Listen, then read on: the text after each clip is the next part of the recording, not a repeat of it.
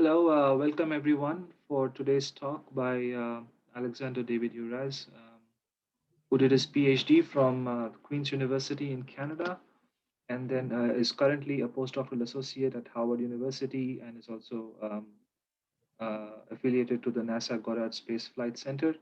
The talk today is going to be titled Massive Stars, Magnetism, and MOBSTERs. So without any delay, I'll hand it over to you, Alexander.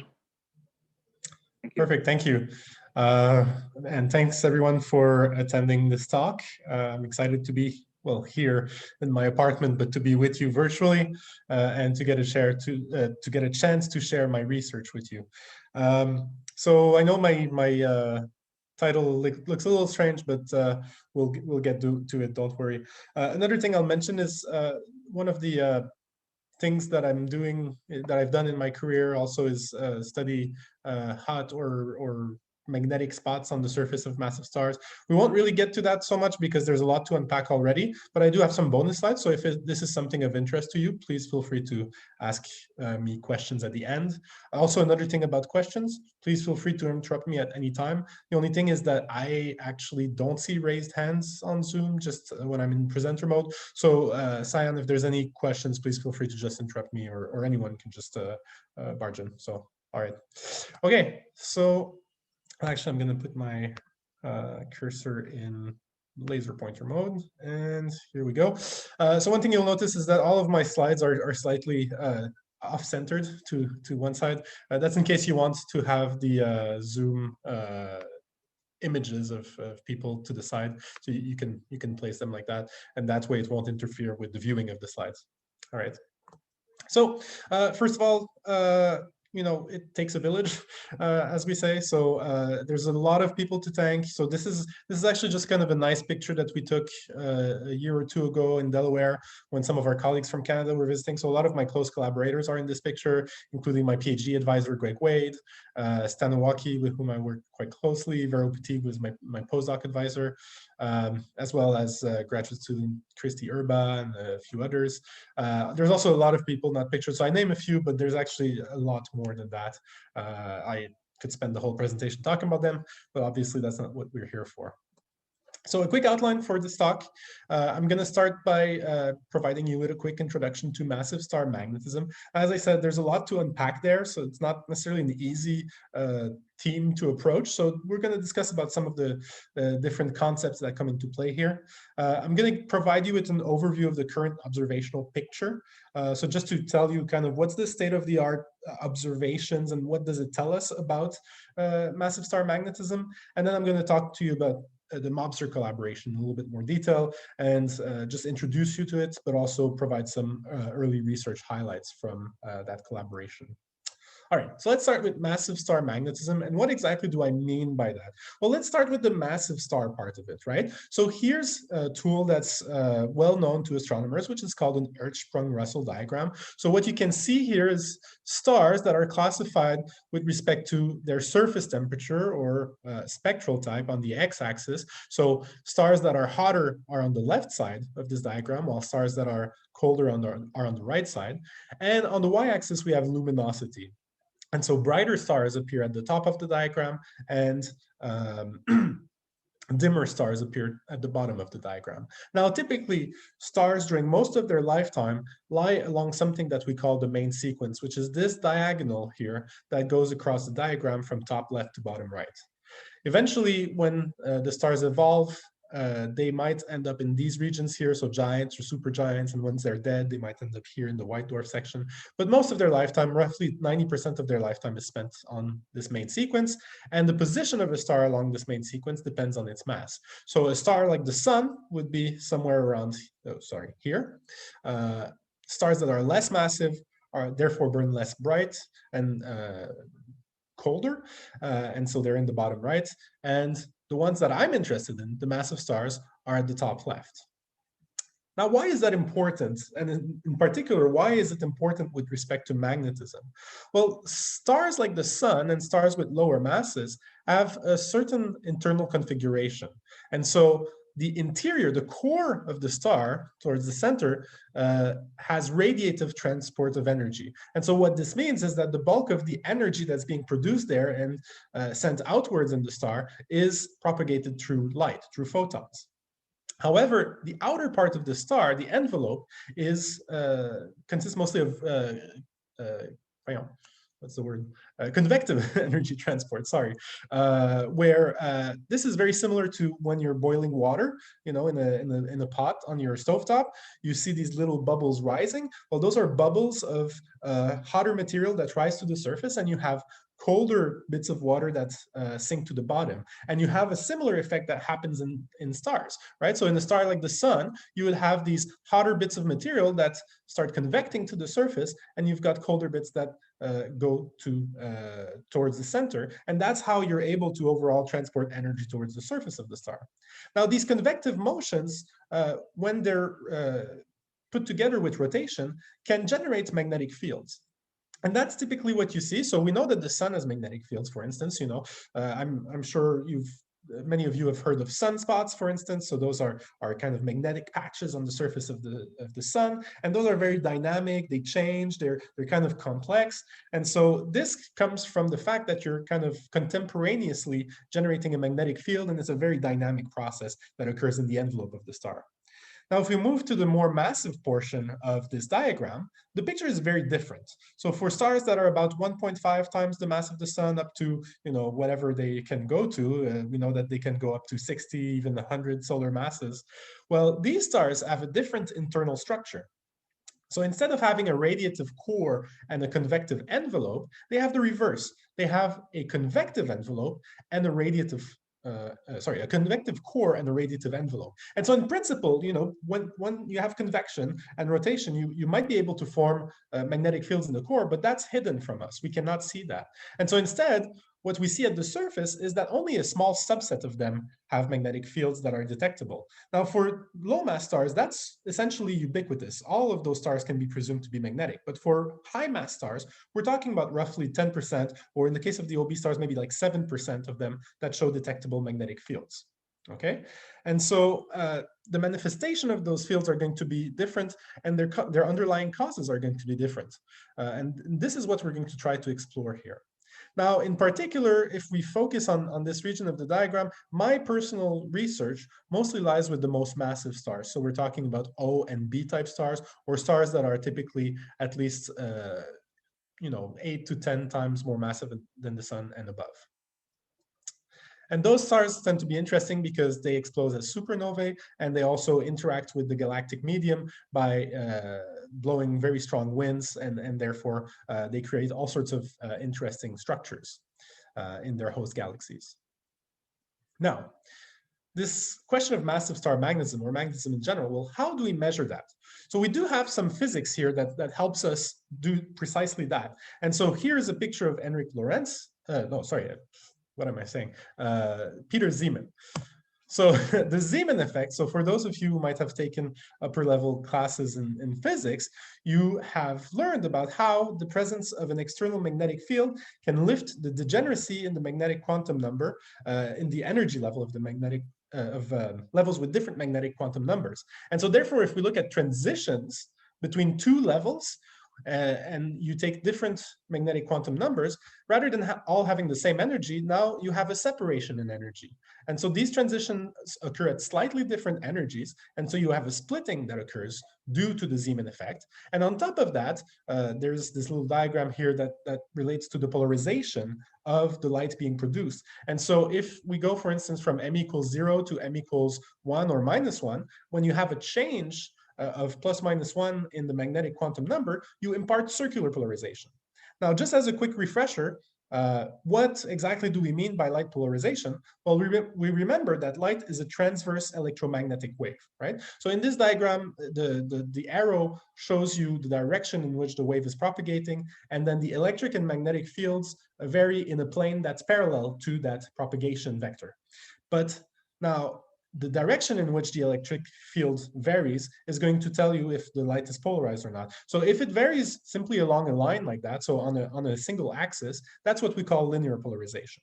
However, you could have that the X and Y components vary independently and create this kind of circle pattern where the wave just circles as it's moving along its path.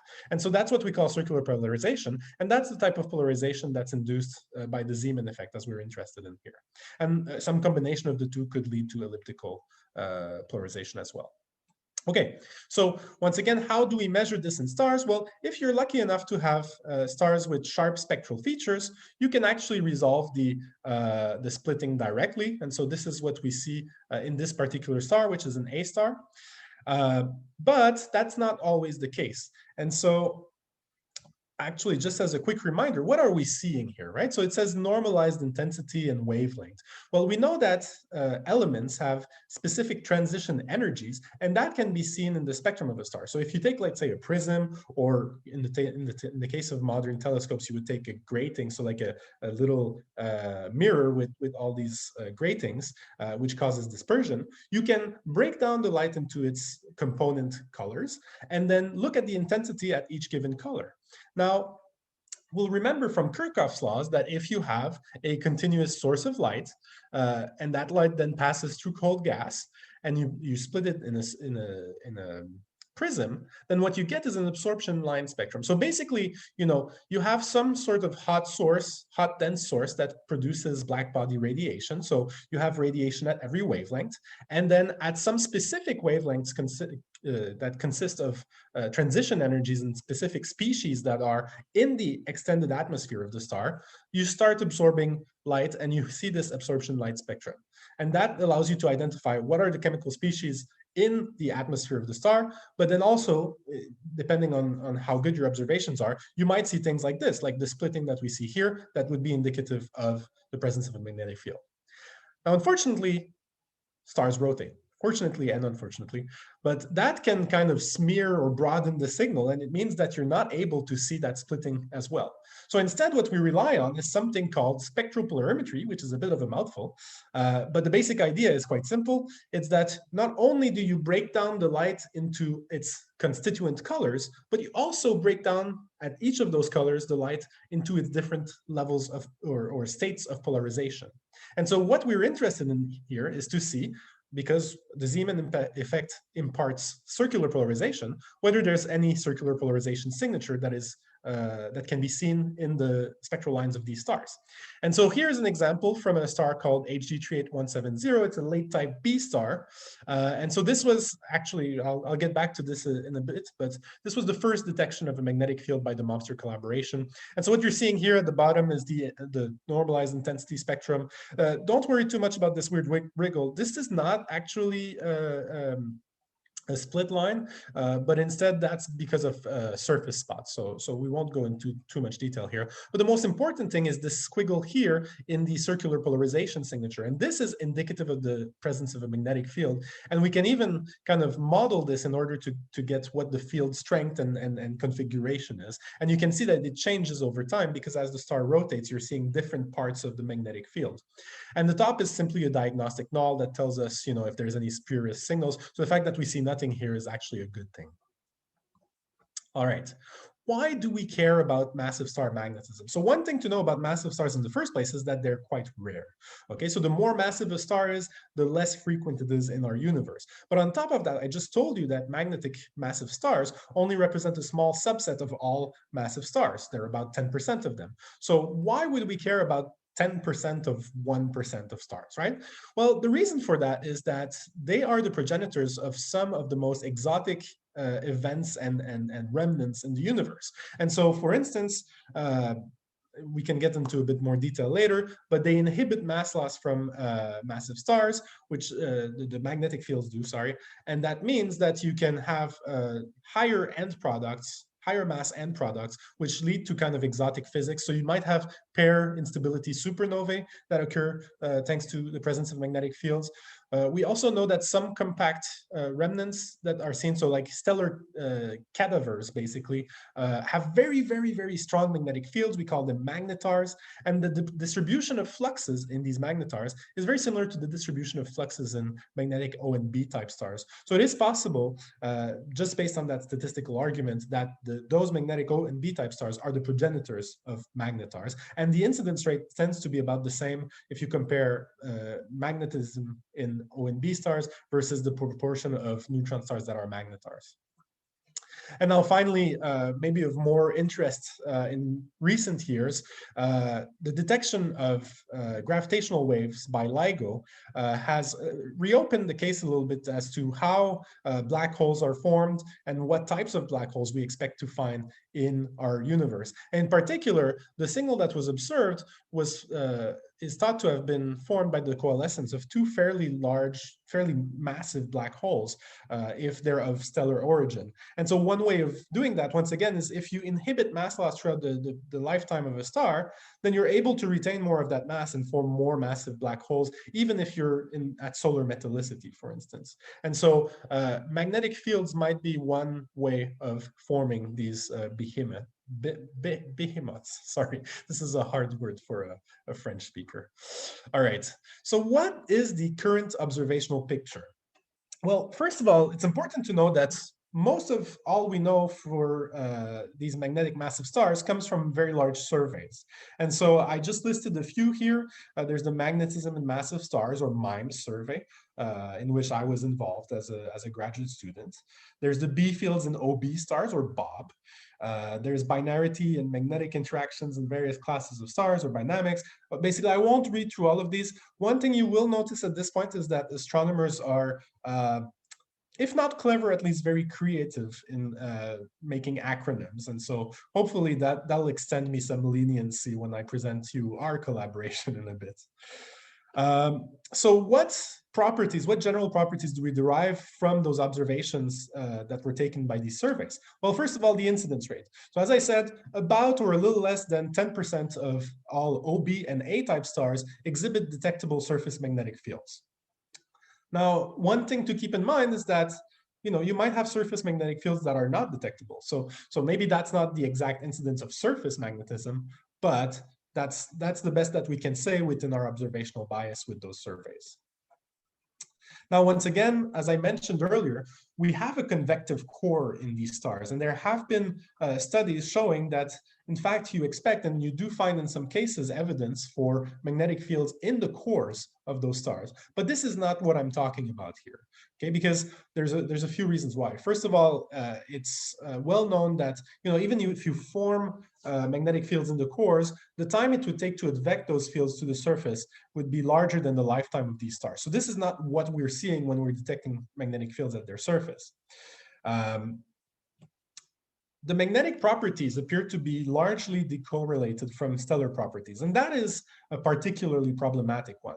When we're talking about O, B, and A stars, we're talking about stars that range, once again, in mass from about 1.5 times the mass of the sun all the way up to about 150 times the mass of the sun, and maybe more. There's still a very open debate as to what the maximum mass of a star is.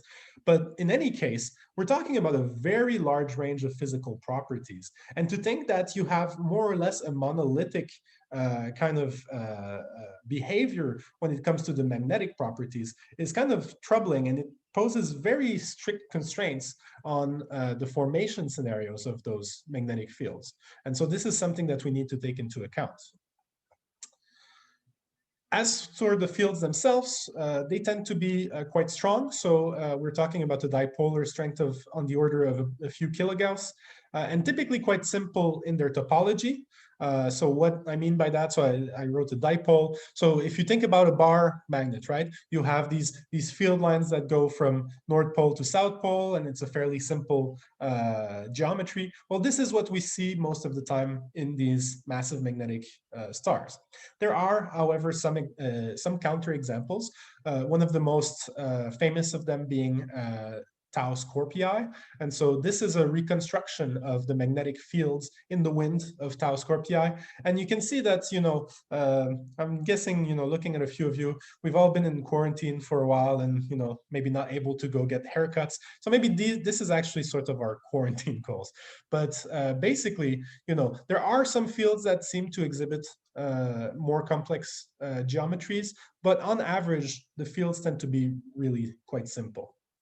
Okay, so in trying to understand what's going on, there's a few ingredients that come into play. So one of them is the fact that rotation can play an active role in the way in which the stellar wind is going to behave around the star. So one thing to understand, first of all, if we look at the figure on the left, is that because these stars are hot and the outflow of particles that comes out of them, which we call the stellar wind, is also quite hot. So we're talking about temperatures for O stars, for instance, on the order of 30,000 Kelvin. These are ionized plasmas.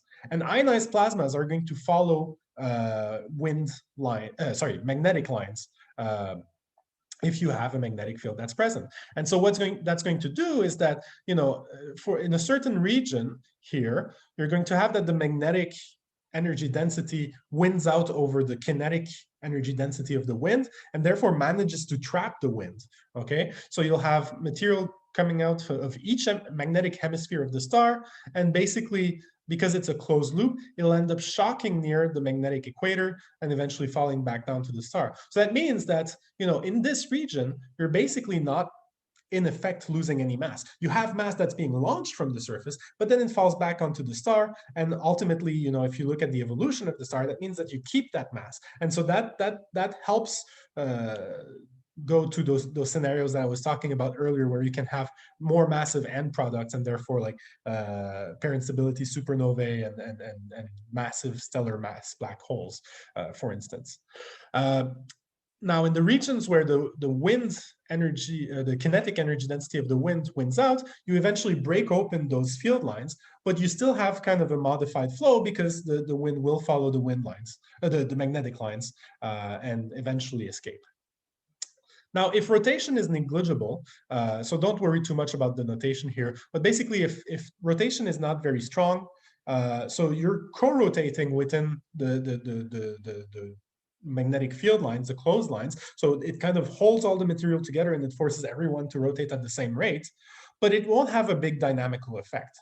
On the other hand, if your star is rotating quite quickly, at some point, because everything is forced to co-rotate, of course, as you're moving out, the centrifugal force becomes stronger and stronger, which means that at some point you have centrifugal support, and rather than falling back down onto the star, the material kind of gets stuck there and it forms like this very dense cloud. And that's what we call here a centrifugal magnetosphere, okay? But so this is going to have a different behavior in terms of what you're going to see, for instance, in different diagnostics across the electromagnetic spectrum. Now, as I said, this is going to impact evolution. So here's an example of some models that were computed taking into account the effect of magnetic confinement on the mass loss rates of stars. So we have 3 stars. So one with an initial mass of 80 solar masses, or 80 times the mass of the sun, another one with a mass of 60 times the mass of the sun, and another one with a mass of 40 times the mass of the sun. And we look at how they evolve throughout their main sequence lifetime. And so different lines correspond to different strengths of magnetic field. And so basically the more, the ones that are at the top are stronger magnetic fields. And so they keep more of that mass onto the star so that the end mass of the star, when it leaves the main sequence, is not as small as you would have normally. So for an 80 mass star, solar mass star, which is kind of the extreme case, normally regular models would predict that it would lose almost half of its mass, or in this case, maybe end with a mass of 50 solar masses. But with a strong magnetic field, you're actually able to limit that to only about 10 solar masses lost instead. So you end up with something at about 70 solar masses. And that allows you to create maybe those big black holes that LIGO sees. It also has very important effects on the rotation. So I was just talking about the potential dynamic effect of rotation, but that can only happen very early in the evolution of the star. So these dashed curves here correspond to models without magnetic fields. The y-axis is basically the rotation rate, and the x-axis is time, more or less. And so you can see that, of course, these stars end up spinning down, partly because they're losing mass, right? So this sheds some angular momentum, but it's kind of a more gradual process. Whereas if you introduce a magnetic field, so both the dotted and the full lines are models with magnetic fields, but with slightly, slight differences in the implementation. And you see that you have a very, very rapid spin down from the onset. And then, after about 20% of their main sequence age, they're basically slow rotators, and they don't change too much from that point on. Okay, so that's going to have obviously very important consequences on the evolutionary picture of those stars, because mass loss and rotation are two of the most important ingredients in evolutionary codes to understand the ultimate fates of these stars. Now, if we go to slightly less massive stars, so everything I said applies to the stars that I'm interested in, so the O and B type stars and early B type stars, but less massive stars are not as impacted by mass loss as those ones. And so instead, what happens in those cases, the way that the magnetic field interacts with the atmosphere is that it affects diffusion in the upper atmosphere, and particularly it can create spots. Chemical spots at the surface of the star. So you have a non-isotropic distribution of elements. So these are maps for I think it's alpha CVN. So maps of the distribution of silicon, chromium, iron, and neodymium. And you can see that it's not uniform across the surface. Now, flux redistribution due to line blanketing in those regions also means that the flux that emerges from the surface is not going to be homogeneous across the surface. And so that leads to brightness spots. And so that's a signature that you're going to be able to see in your observations. Now, in terms of how we observe these stars and what kind of signatures give us information, one thing that's really key is rotational modulation. And the basic idea is quite simple. So here you have a, kind of a sketch of a dipole field around a magnetic massive star. And you can see that the axis of the magnetic field is misaligned with the rotation axis. And, obviously it could be misaligned in a number of different ways, but the basic idea is that as the star rotates, you're actually seeing a varying portion of its magnetic field, surface magnetic field, and therefore of the magnetosphere that surrounds it in the case of the more massive stars. So what might that look like? So here we have a few different observational diagnostics. So on the left, we've got the H alpha line. And so you can see these crisscrossing patterns in a dynamic spectrum. So the idea is you take time series of spectra, and you can really kind of look at how those bumps migrate from one side of the line to the other. And that maps out the different structures of the magnetosphere. You can see something very similar in UV lines. And so you can see, for instance, on the top and bottom, we're looking at non-magnetic stars, and we're looking at two specific UV resonance lines. And then in the middle, we have a very strongly magnetic O star, NGC 1624-2. And we can see that, first of all, not only does the line morphology vary greatly with time, so this is taken at two different phases, and there are dramatic differences between the lines, but we also see that overall the shape of the line profiles is qualitatively different from that of non-magnetic stars. And so that might be a way to indirectly infer the presence of a magnetic field. This actually is the basis of the PhD thesis of one of the graduate students of Véronique Petit at University of Delaware, Christy Erba. I've been working also quite closely with her. So this is actually not published material, so please don't share this. But this is a figure from her upcoming paper where she couples a analytical scaling or formalism where you can determine the density and velocity structure of the magnetosphere. And she couples that with radiative transfer to try to see how those UV resonance lines should vary with phase. And so you see here, going from a pole-on view, magnetic pole-on view to an equator pole-on view, there are changes in the shape of the line. And so she looks at the absorption and emission components separately and then tries to explain those in a way that makes it possible to eventually do quantitative UV spectroscopy of magnetic massive stars. Now, all of this, why are we looking at these stars? Why are we taking all of the observations? Well, there are some important kind of big questions that remain that we would like to understand.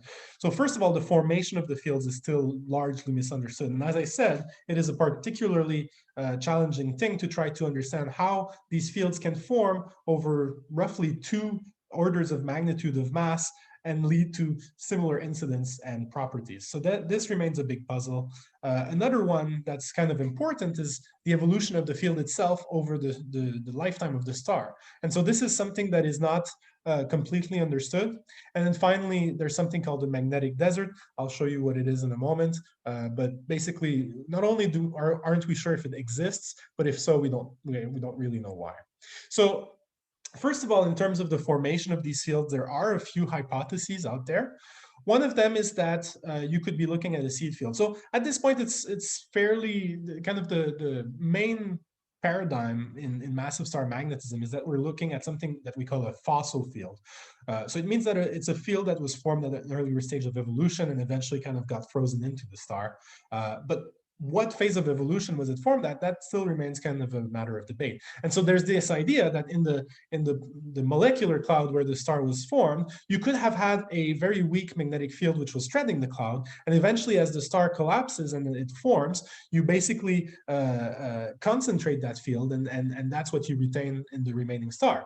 However, this is a challenging view of things because there are systems that we know that have magnetic fields that are environments where there was an episode of star formation that occurred, and other stars in that same environment are not found to be magnetic. You even have cases where you have binary stars, which definitely should have been born together, and they're orbiting each other. One of them is magnetic, the other one isn't. And so if we're talking about environmental factors, it becomes a little bit challenging to reconcile that explanation with these various observations. Now, one thing that's been gaining, one scenario that's been gaining traction lately is the idea that those fields are formed during the pre-main sequence stage. So as the star is being formed and eventually migrating towards the main sequence, it goes through various phases. And in particular, so this is once again kind of an HR diagram, but showing tracks for the early evolution of these stars. And in particular, you'll notice that I think it's either the green or the orange portion, but they go through a fully convective phase. And so the internal structure of the star is, during its lifetime, its main sequence lifetime, is you have this convective core and radiative envelope. But before we actually get there, there are phases where the internal structure is different, and in particular, a phase where all of it is convective. And so if, once again, you put convection together with rotation, you might be able to generate fields, and then eventually they kind of just freeze into the star, and that might be able to provide you with the fields that you need. There is some evidence, observational evidence that seems to support this. So looking at pre-main sequence stars, there have been detections of fields in these studies, but it remains a little bit uncertain, and then it's still kind of a newer hypothesis, so it needs to be examined further. And also, even then, if all, or many of those stars go through a convective phase, why do only 10% of them end up retaining their field? That remains a big open question. Another kind of recent explanation that's been offered, and that's kind of popular, is the idea of mergers. And so in particular, anyone who's been following the field of massive stars in the last 20 years, say, has seen a big paradigm shift. So, essentially we were looking at these huge stars, and most of them seemed to be single or whatever. And so we just assumed that they were on their own. But as it turns out, newer population studies show that most of those stars, if not all, were actually formed together with brothers and sisters. They were in, binary systems or multiple systems, and there's all sorts of interactions that could have occurred. So we now know that, binary evolution is a really huge driver of some of the things that we see in massive stars, and in particular, mass transfer can play an important role. But even mergers could also be a part of this, and you could have these stars that eventually merge into each other, and that obviously, as it occurs, changes the structure of the star quite a bit, and could lead to dynamo activity.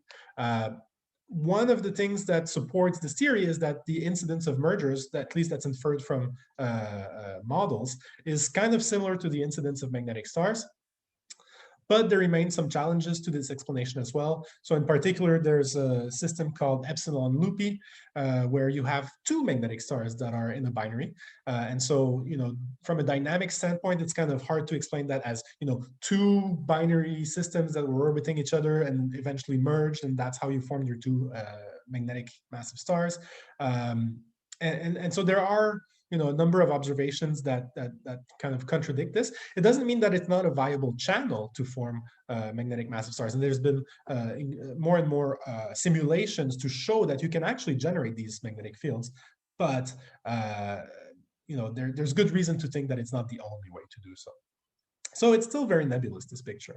Now, in terms of field evolution, I won't talk about this too much because it's a bit complicated. But the basic idea is that if you look at the flux, the variation of flux over time per mass bin, there seems to be, especially if we look at it in terms of the main sequence lifetime, there seems to be a trend which shows that stars that are closer to spectral type A, so stars that are 1.5 to 3, 4 times the mass of the sun, have more or less flux conservation. So eventually the star might puff up, which means that the field strength goes down, but overall the flux, the unsigned flux, is conserved. However, if you move to more massive stars, there are some early indications, but one of the problems is that the statistics are not great, so these error bars are quite large, but there seems to be some indication that you actually have flux decay over time for more massive stars, so 10 solar masses and above. And with regards to our current observational picture, this magnetic desert idea, and we were talking about words that are difficult for French speakers earlier. Desert is one of them because desert, it's all kind of confusing. But the magnetic deserts, all of the stars that we observe to have magnetic fields have field strengths of roughly 100 Gauss and above. In more recent years, there's actually been some kind of Gauss level, sub-Gauss level fields detected in A stars, but then you have nothing in between. So the thing is that if you believe either the flux conservation scenario or even the flux decay scenario, we would expect these stars as they puff up and maybe lose magnetic flux to go through this region, and you would expect to find some stars that have, fields of tens of Gauss, but that's not observed. And so that also puts some constraints on understanding how these fields evolved, how they were formed, and why the incidence is what it is. Now, this whole picture that I gave you is based off of surveys that are obviously not perfect. So if I take specifically the numbers for the MIMES survey, so for the students in the room, you'll remember that magnitude goes up as you go to fainter stars, and we can thank the Greeks for that, but it's basically a logarithmic scale of brightness. So we've got our brighter stars here that are at 0 and much fainter stars here at 14. And so this is the sample that was observed by MIMES. And you can see that it peaks kind of nicely at around magnitude of 6, and then you have a fairly sharp drop off. Now, another thing to keep in mind is that, this is based off of the position of stars in the sky and their intrinsic brightness. But of course, there are the further away you go, so it's a bigger volume, it means that you have a lot more stars that will appear fainter. And so you don't expect to have a whole lot of stars here, but you expect this to go up almost kind of exponentially, but instead you start plateauing here and eventually you have a drop off. So it means that we're limited in magnitude here. This also translates into limitations in spectral type. So the survey actually peaks around early B-type stars, but then there's not so many O stars once again because they're more massive, there's less of them. So that's kind of expected, but then there's also a drop off at later spectral types. So another way to look at this is in terms of completeness. So if we look at all of the stars available with a certain magnitude and how much of them were observed, so we see that we have a very good completeness for bright stars. So up to about 40% around magnitude 3, 4, and then you kind of have this sharp drop off, and eventually at magnitude 8 you basically have no completeness at all. And then you can do the same exercise for spectral types.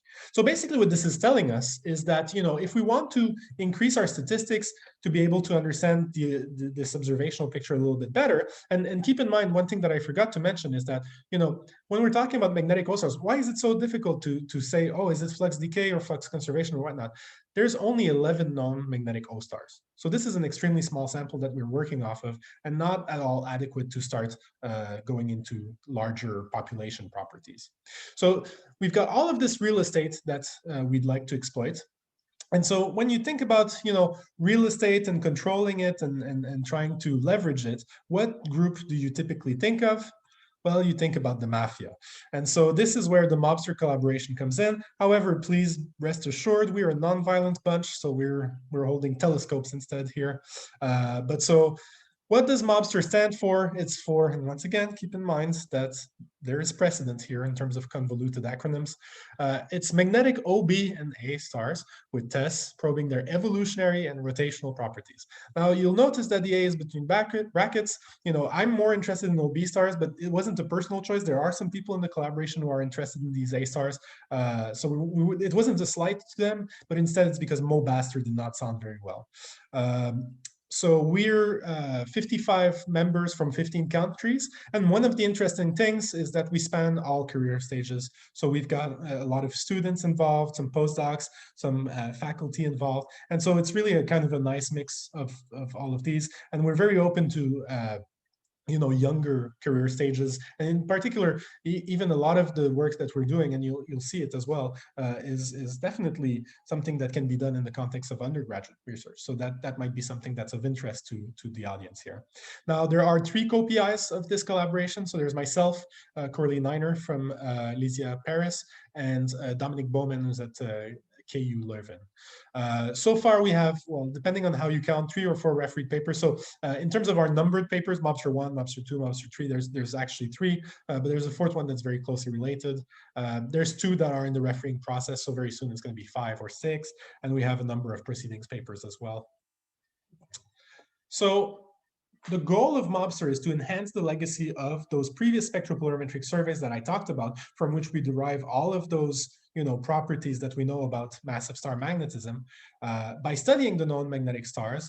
But then we also want to improve the statistics by obtaining follow-up spectropolarimetric observations of highly probable magnetic candidates. So the idea is to identify stars that, even though if we don't have this spectropolarimetry for them, we can say those are probably magnetic. And then we can use that to try to apply for time on spectropolarimetric facilities and confirm their status, thus characterizing them better and adding to our statistics. So what we use is a telescope called TESS. So this is the, I should have written this, the Transiting Exoplanet Survey Satellite. So it was launched, I believe, in 2018. And so the nominal mission was initially 2 years, and the expectation was to observe 85% of the whole sky over that period.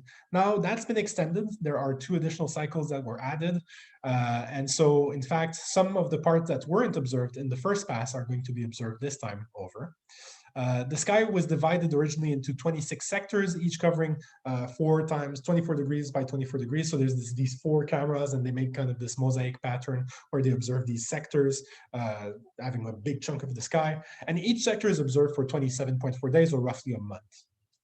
Now, the pixel size is one limitation here, so it's 21 arc seconds. So this is fairly large. So it means that you cannot survey very crowded areas, which is why it was this 85% of the whole sky. So initially they were kind of avoiding the ecliptic plane, but now they're sampling some parts of it in order to get some more data.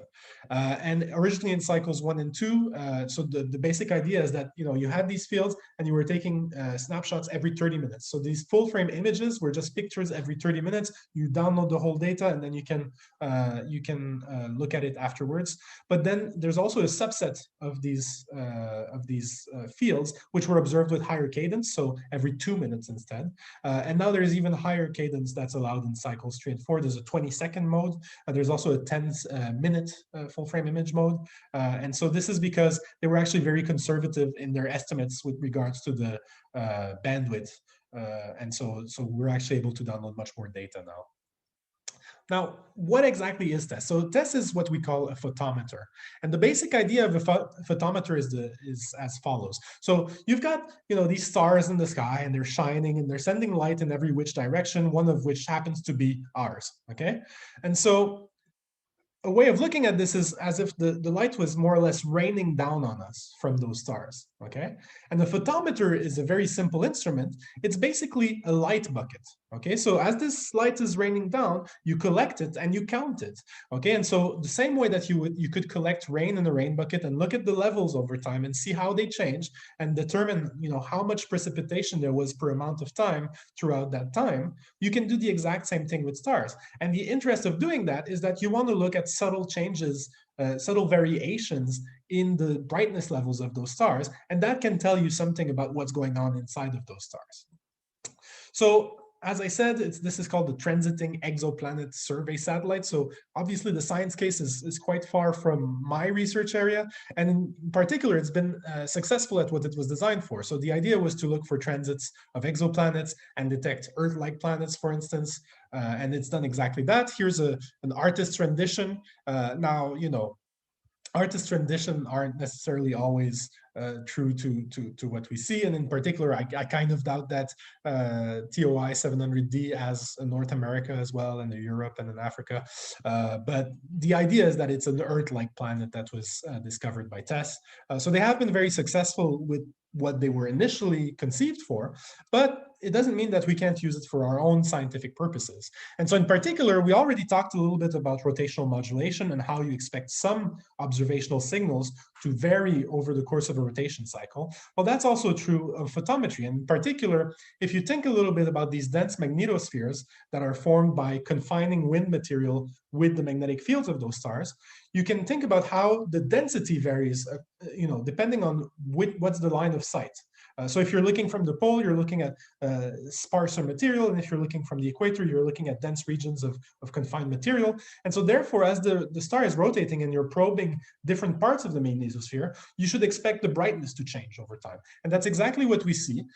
For instance, these are data that are taken from the Magellanic Clouds. This is not with TESS, however, this is with OGLE, but we see these periodic changes, strictly periodic changes in the light curves of the stars. And modeling done by a grad student at Queen's University actually allows us to put some estimates on what the field would need to be in order to produce those light curves.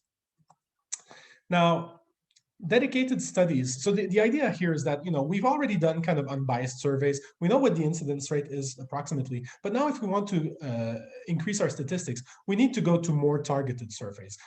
Obviously observing time is a valuable commodity, and we can't just continue observing every which star. And especially the dimmer the star is, the more time it takes to actually get quality observations of it and to be able to get to the detection threshold that we want to have. And so if instead we look at less stars, but stars that have a higher probability of being magnetic, then we increase the yield of our studies. And so that's exactly what we want to do. This is something that's been kind of demonstrated in the context of another photometric mission called K2 by Bram Biskert, where they had an incidence rate of 11 stars out of a sample of 16. So that was a very high efficiency follow-up study. And so that's the kind of strategy that we're going for here. Now, I'm just going to highlight some of our early results, and I'm going to cycle through those and mention some of the studies that are ongoing. Okay, if you're interested about any one of these, we can talk about them in more detail in the questions. Otherwise, I'll conclude my talk on that. So MOBSTER paper 1 was actually focused on looking at photometric signals from known magnetic stars. And in this case, so this was for only sectors 1 and 2. So this was kind of a preliminary early light study. But we had some lower mass magnetic stars, so in the late B, but especially early A type stars, which had magnetic fields. And so if you look at their light curves, they're all strictly periodic, but you do see a variety of shapes in the light curves. And some have double peaked light curves. Some have single peak light curves. The amplitudes vary also from one star to another. So this is the sort of study that we can do using the known magnetic stars to try to derive kind of general properties of the light curves of magnetic stars, and then compare that to non-magnetic stars and see, if we can find some commonalities and some differences. Mobster paper 2 was interested specifically in A stars, and in particular looked at magnetic, or sorry, rotationally variable A stars in test sectors 1 through 4. So here you see kind of the incidence of rotational modulation with respect to the mass. But more interestingly, you can see that, so one thing I didn't mention, but these A stars, we talked about those chemical spots. So that's typically associated with what we call a peculiar spectral type, so these AP stars. And so they're mostly understood to be magnetic, but not all of them have actual detections. But if you look at the bulk properties of the populations of rotationally variable A stars that are AP stars versus those that aren't, you see systematic differences in both the rotation periods, which are longer for AP stars, that might be expected from spin down from the magnetic field, and also in terms of the actual amplitude of the photometric signal, and that amplitude seems to be larger for the magnetic AP stars. And so this might point to either the other rotational variable stars to be, kind of these sub-Gauss stars that are much more difficult to detect, or something else entirely, but then we don't know why there's rotational modulation. Mobster paper 3 was interested in a binary star, HG 62658. And of note, these are two stars that are essentially identical. So this here is the light curve. So you see that the eclipses have roughly the same depth. You also have some pulsations in there. But the most interesting thing here is that one of the stars is magnetic and the other one isn't. And so once again, this puts some stress on some of the formation scenarios of magnetic fields in OBA stars. And in particular, it puts stress on the environmental or seed field theory, but also on the mergers one. And so it's a little bit difficult to reproduce these results in that context. Because in particular here, we're talking about a mass ratio close to 1 and a nearly circularized orbit. And so, the dynamics of having had a merger in that system and then recovering those parameters at a fairly young age, if we do the spectroscopic modeling, that's all very difficult to reconcile. Now, MOBSTER paper 4 was a preliminary study in the type of the one by Bram Biscuit, where we said, okay, we're going to take some light curves, look at them, say, okay, we think these are highly probable magnetic stars or magnetic candidates, and then we're going to follow up on them with spectropolarimetry. So we got observations for 4 stars, and it turns out that one of them was magnetic, our first detection, as I mentioned earlier.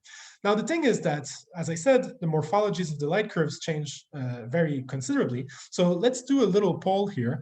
So you've got light curves A, B, C, and D. Which one do you think ended up being observed to be magnetic? So I'm going to give you about 10 seconds to think about it, and then you can maybe answer in the chat and say which one you think was magnetic, and then I'll give you the answer.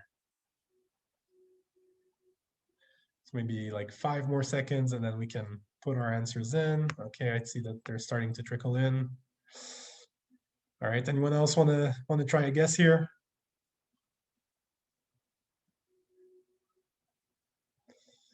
All right, well, it seems like you guys are really good. Maybe you should be MOBSTERs.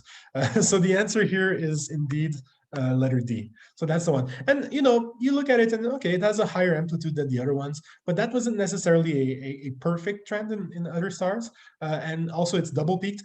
Initially, some people thought this might have looked like an eclipse a little bit or like some sort of semi-detached system, but it turns out that it's magnetic. Now, finally, MOBSTER paper 5, which was also submitted, has to do with a double magnetic binary, and one of them has pulsations. So first of all, it wasn't known that there was a second magnetic star in there, and that was discovered with this study. Now, some projects that are currently undergoing, there's a master's student at Queen's University, James Barron, who works with my former thesis advisor, who's been looking at the light curves of O-stars, magnetic O-stars. In particular, you see that you need to be very careful about how you treat the data. So some of the data that's being released by the test collaboration is optimized for exoplanet detection, and therefore some of the signals that are of interest to us might end up being removed from those data. And so here he looked at 2-minute light curve data that's directly processed by the Science Operations Center versus the raw 30-minute data, but then decorrelated. And he found that he recovered the rotational signal in this 30-minute data, but not in the 2-minute data. So you have to be very careful about how you deal with these data products and how you recover your signals. Now, some additional projects that are underway.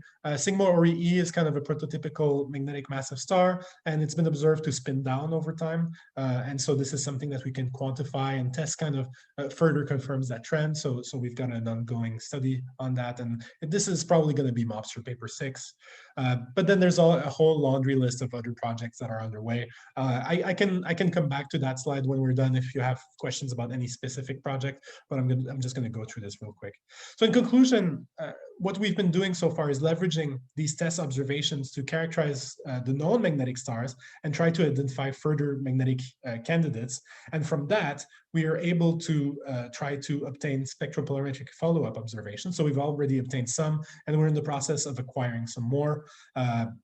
And eventually, if we're able to improve our statistics, that will help us answer some crucial questions about, how are these massive magnetic fields formed, and what is the fate of these stars.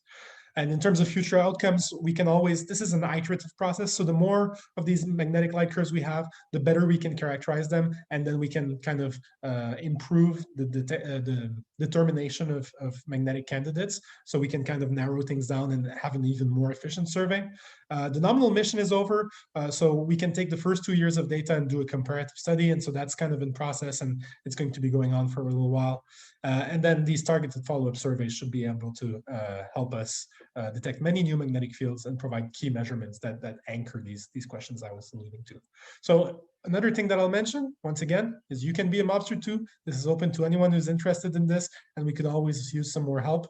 So if this is something that interests you, please feel free to contact me. And with that, I'll say thank you. And in fact, I'll conclude by going back to the previous slide in case you guys want to have a closer look at that. So thank you very much for your attention. Thank you, Alexander. That was a really interesting talk. I learned a bit about how to become a mobster. Any questions? Yes, Mike, I can see your hand. So I'm curious, how do you see the facilities at DSO contributing to this? So there's a few ways in which they can be very useful. So one of them, so in terms of photometry, so I mentioned, the 21 arcsecond pixel. There might be some cases where there is some confusion as to what the source of the photometric signal is. And so being able to follow up with DSO in a fairly flexible way and just getting the data we need whenever we need it, that's a really strong ability in this context. Another thing I could imagine, so some of the work that isn't necessarily directly related to this, but I did mention a little bit the let me go back here. In terms of the different signatures that we see, I talked about H alpha, and there was a recent really important paper by my colleague Matt Schultz, which produced really, really nice results with respect to what you end up seeing in H alpha, especially for centrifugal magnetospheres. As it turns out, it's a really useful diagnostic. And so if we were able to get, relatively high dispersion spectra around H alpha, that's very useful.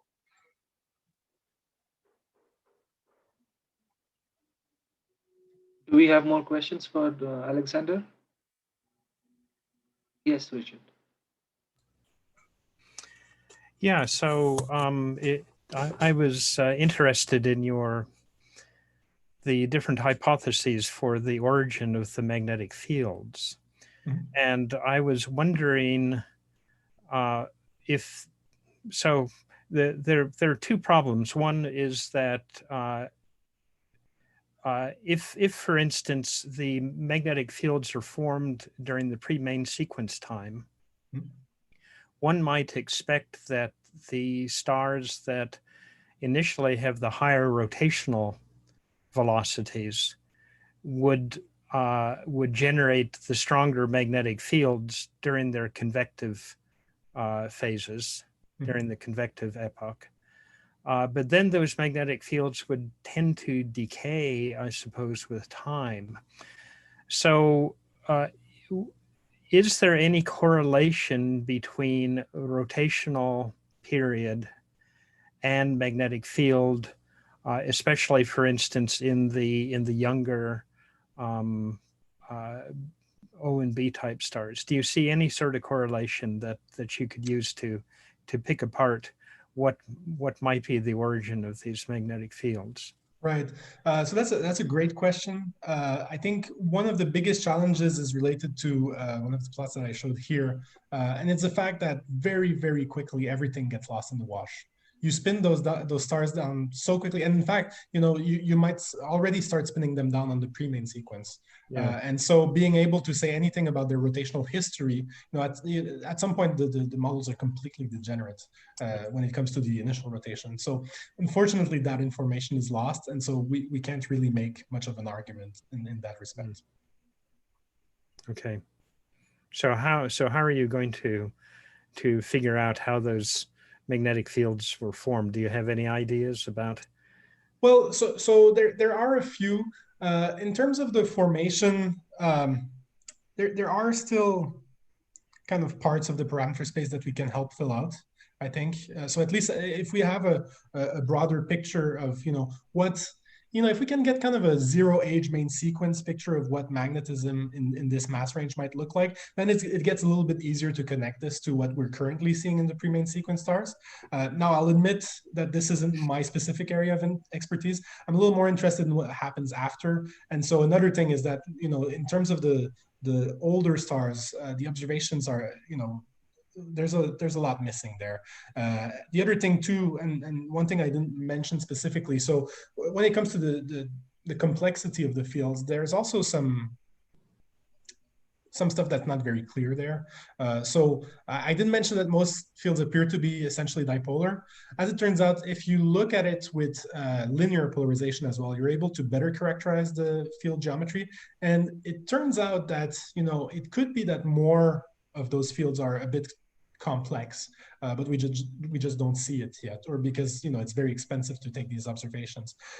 So one question is, do the higher order multipolar components decay faster, as you would expect, than the dipolar component? And could that help us understand a little bit more the field decay scenario, for instance, or stuff like that?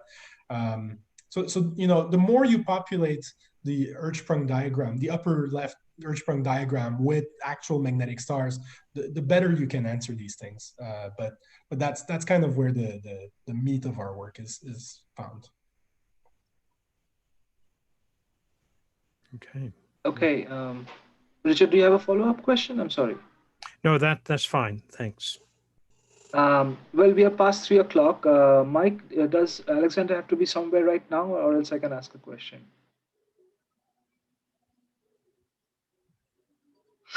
Sorry, stupid mute. We've got a little bit of a break until 3:30 when he meets with students. Okay, I guess I can then go ahead. I'm interested in the spectral polarimetry measurement that you do. How do you eliminate the contribution from the Earth's magnetic field when you analyze the data? That's a great question. So for one, the Earth's magnetic field is fairly weak compared to the signals that we're looking at. But the importance is not, the light going through the magnetic field. It's where the light is actually formed. So those, coming back to the Zeeman effect, the external magnetic field changes the transition energies. And so it's in situ. So, we're seeing these photons going through the atmosphere that's magnetized, and then that's what allows us to detect that magnetic field. So the photons that then get to us and cross the Earth's magnetic field, they're not affected by that. Okay, so they are not affected by the Earth's magnetic field? Not as far as I know. Okay, I'm just curious. Thank you for your answer. No, that's a great question. Well, if you have any more questions, if not, let's thank Alexander once again, and thank you all for being in this talk today. And I wish you all the best for the rest of the day, Alexander. Thank you, and thanks everyone. I was glad to give this talk to you. Bye.